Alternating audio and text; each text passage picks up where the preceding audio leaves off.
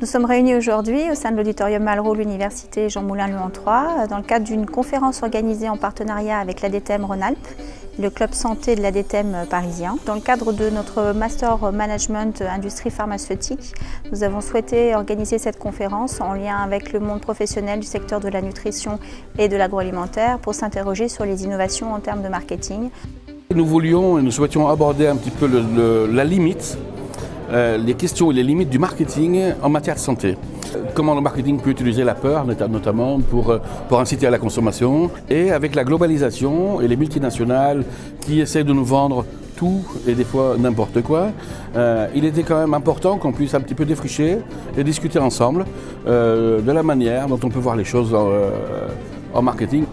Nous étions là parce que c'est un sujet que nous abordons régulièrement dans le monde de la communication et du marketing santé nutritionnel. C'est un sujet qui est large, qui est varié. L'idée, c'était de partager avec les auditeurs de la soirée les thématiques, notamment autour de comment la nutrition est perçue, comment l'innovation va pouvoir avancer ou pas dans un monde qui est de plus en plus réglementé et où effectivement l'imagination est souvent encadrée avec des textes de loi. Comment pouvoir faire quand même de l'innovation dans le monde du marketing et de l'innovation dans le cas présent sur les marques santé, mieux vivre, et la nutrition en fait partie bien évidemment. J'ai été invité à une conférence durant laquelle j'ai été amené à présenter notre stratégie de vente en lait infantile, les opportunités, les contraintes que nous avons dans ce business. C'est la première fois que nous participons à une conférence de l'ADTM.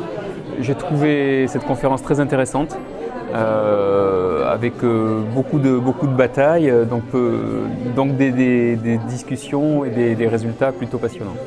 Ce sont des partenariats à créer et à développer, parce que d'abord, ça permet d'avoir un contact direct avec les entrepreneurs, les décideurs, et leur poser les questions qui fâchent en direct.